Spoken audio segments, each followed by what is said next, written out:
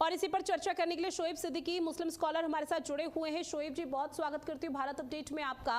और शुरुआत इसी सवाल के साथ कि राज्यपाल आनंदीबेन पटेल के इस निर्देश को आप लोग कैसे देखते हैं, क्योंकि अब सभी कॉलेज के लिए यहाँ पर निर्देश जारी कर दिए गए हैं ताकि एक ब्लूप्रिंट तैयार किया जा सके और धर्मांतरण के जो मामले आ रहे हैं उसकी रोकथाम को लेकर सेल बनाई जाएगी।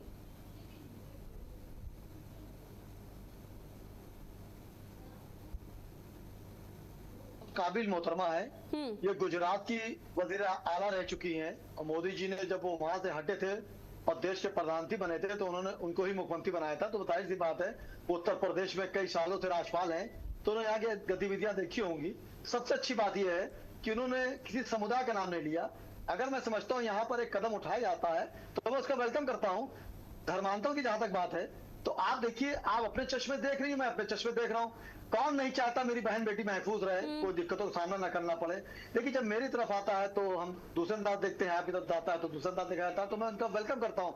लेकिन जहां पर जो कुछ पार्टियां इसको दूसरे रूप में आ रही हैं, वो एक समुदाय को टारगेट करने की कोशिश कर रही है। मैं किसी समुदाय को टारगेट करने की कोशिश नहीं कर रहा हूँ। अगर मेडिकल लाइन बनानी बहुत अच्छी बात है, धीरे धीरे आगे बढ़ेगा।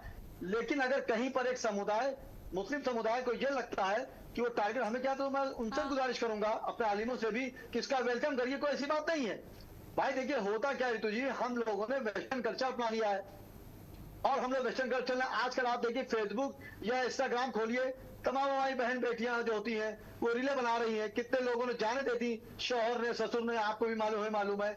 तो इस पर पाबंदी लगी, अच्छी बात है।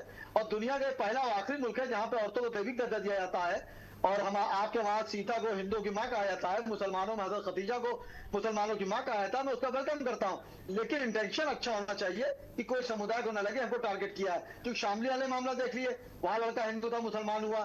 खुदा शुक्र है कि जो है लड़का है मुसलमान नहीं था, वरना दूसरा मामला होता। तो मैं इसका वेलकम करता हूँ। और आनंदीबेन जो है बहुत काबिल लेडी, मैं 2-3 बार लखनऊ मिल भी चुका हूँ जब राज्यपाल अभी मौजूद है। कई सालों में समझता हूँ, लगभग 6-7 साल 8 साल से हैं और अभी भी उनको मुल्क के वजीर आज़म नरेंद्र मोदी जी ने नहीं हटाया है।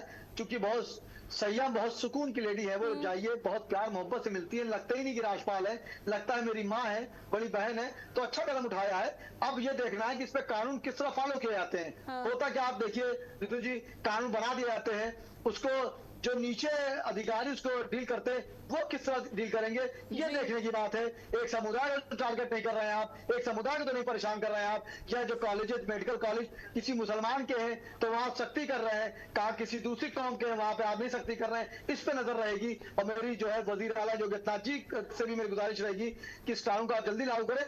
लेकिन एक तरफा ना होना चाहिए, सब पे बराबर रहे। क्योंकि मुख्यमंत्री सब अच्छे होते हैं लेकिन सिस्टम कहीं ना कहीं गड़बड़ होता है, जो नीचे काम गड़बड़ होता है। जैसे आप देखिए नीचे, आप कहीं भी देख लिए, आप शहर भर देखिए जाम लगा हुआ है। जब मुख्यमंत्री दौरा होता है, किसी मंत्री दौरा होता है तो पुलिस एक्टिव हो जाती है, रोड खाली मिलती है। और जैसे मुख्यमंत्री निकल जाते हैं फिर वो कहते हैं रोड को घेर लो, जिनसे वो हफ्ता वसूलते हैं। तो इस पर नजर रखना पड़ेगी। मैंने हमेशा एक बात कही कि संविधान सबके लिए बराबर है, कानून सर्वोपरि है, मैं उस कानून को मानूंगा। लेकिन एक समुदाय को टारगेट करके कोई चीज की जाएगी तो मैं समझता हूँ बेहतर नहीं है। इस पर हमारे वजीर आला योगेश जी जरूर गौर करेंगे और वो हमेशा इस बात को कहते हैं, किसी समुदाय का नाम लेते हैं। मैं इसका वेलकम करता हूं।